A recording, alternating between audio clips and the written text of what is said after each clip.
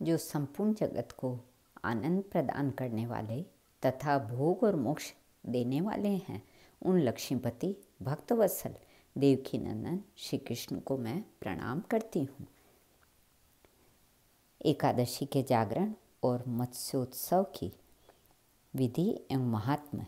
श्री भगवान कहते हैं, गीत वाद्य नित्य पुराण पाठ धूप दीप नैवेद्य पुष्प चंदन अनुलेपन फल निवेदन श्रद्धा दान इंद्रिय संयम सत्य भाषण निद्रा त्याग प्रसन्नतापूर्वक मेरा पूजन आश्चर्य और उत्साह सहित पाप और आलस्य आदि का त्याग प्रदक्षिणा नमस्कार हर्षयुक्त हृदय से निराजन तथा प्रत्येक पहर में आरती, इन गुणों से युक्त जागरण एकादशी की रात्रि में करना चाहिए।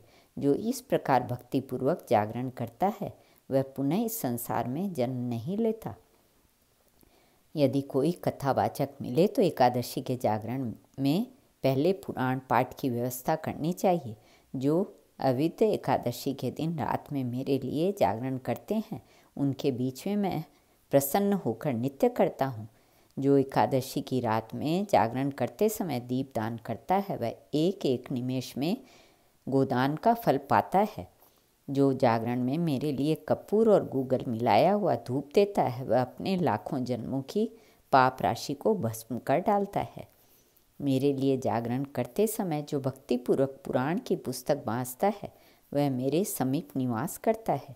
मेरी परिक्रमा करने से विद्वानों ने जिस फल की प्राप्ति बताई है, वह पुण्यफल 4 करोड़ यज्ञों से भी नहीं प्राप्त हो सकता।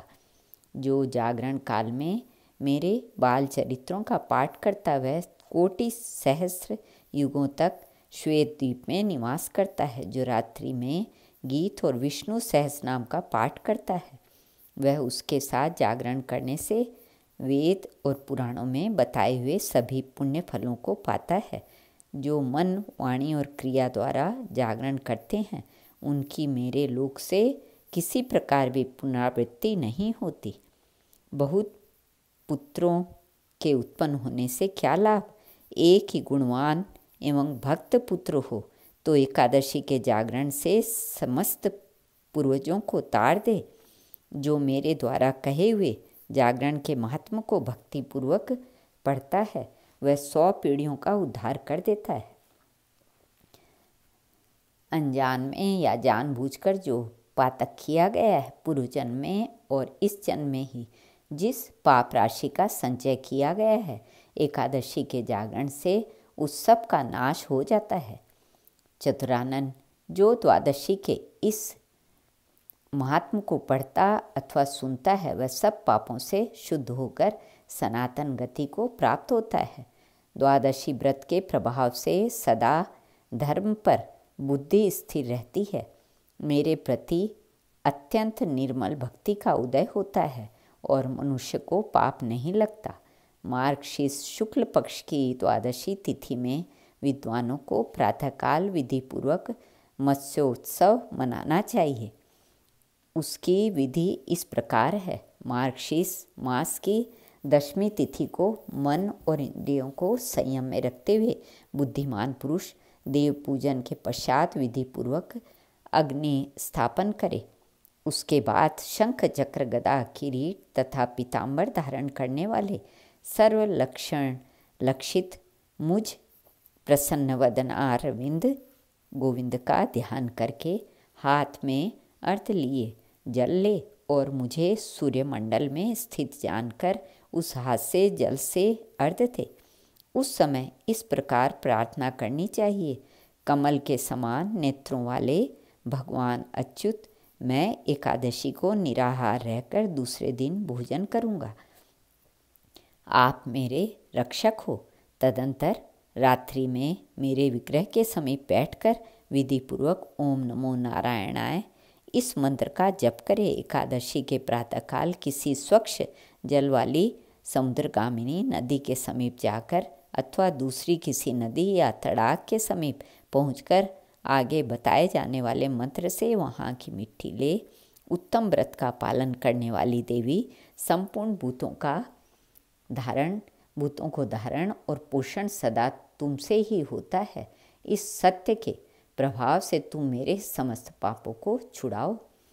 हे वरुण, सब रस सदा आप में ही स्थित रहते हैं, इसलिए इस मृत्तिका को आप्लावित करके आप शीघ्र पवित्र कीजिए। इस प्रकार मृत्तिका और जल के अधिष्ठाता देवताओं को प्रसन्न करके उस मिट्टी के जल को अपने शरीर पर लगाकर स्नान करें। उसके बाद जल में जहाँ मगर और कछुओं का भय न हो, नहाकर नित्य कर्म करके फिर मेरे मंदिर में आवे और मुझ भगवान नारायण की आराधना करे। केशवाय नमः इस मंत्र से मेरे दोनों पैरों को पूजा करे। इसी प्रकार दामोदराय नमः, कटिभाग नरसिंहाय नमः, ये दोनों घुटनों की श्रीवत्स धारिणे नमः, वक्षस्थल की कौस्तुभाय नमः, कंठ की श्रीपतये नमः, हृदय की त्रैलोक्य विजयाय नमः, बाहु की सर्वात्मने नमः, सिर की रथांग धारिणे नमः, चक्र की श्रीकराय नमः, से शंख की गंभीराय नमः, गदा की और शांत मूर्तये नमः, ये पद्म की पूजा करे। इस प्रकार सबके स्वामी मुझ देवेश्वर नारायण की पूजा करके मेरे आगे 4 कलशों की स्थापना करे, जो जल से भरे हुए माला से सुशोभित श्वेत चंदन चर्चित आम्र पल्लुओं से संयुक्त श्वेत वस्त्रों से अवगुंठित तथा सुवर्ण युक्त तिल सहित तांबे के पूर्ण पात्रों से आच्छादित हों। उन सब के मध्य में एक पीठ छोटी सी चौकी स्थापित करे, जिसके ऊपर वस्त्र बिछा हुआ हो। उस पीठ के ऊपर एक पात्र रखे और उसे जल से भर दे। फिर उसमें मत्स्यावतार भगवान की स्वर्णमयी प्रतिमा रखे। उस प्रतिमा में देवादिदेव भगवान के सभी अंग स्पष्ट होने चाहिए। उनके हाथ श्रुतियों और स्मृतियों के ग्रंथों से विभूषित हों। वहाँ अनेक प्रकार के भक्ष्य पदार्थों, फल फूल, गंध, धूप और वस्त्र आदि सामग्रियों से विधिपूर्वक भगवान की पूजा करके यह प्रार्थना करे, हे देव केशव, पूर्व काल में मत्स्य रूप धारण करके आपने जिस प्रकार रसातल में गए हुए वेदों का उद्धार किया, उसी प्रकार मेरा भी इस संसार से उद्धार कीजिए।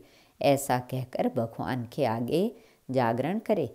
फिर प्रातःकाल होने पर वे 4 कलश 4 ब्राह्मणों को दे दे। भगवान मत्स्य की मूर्ति को गंध, धूप और वस्त्र आदि से पूजित करके आचार्य को दे दे।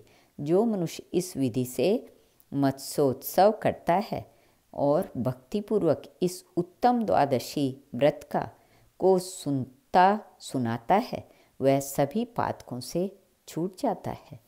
श्री कृष्ण अर्पणमस्तु।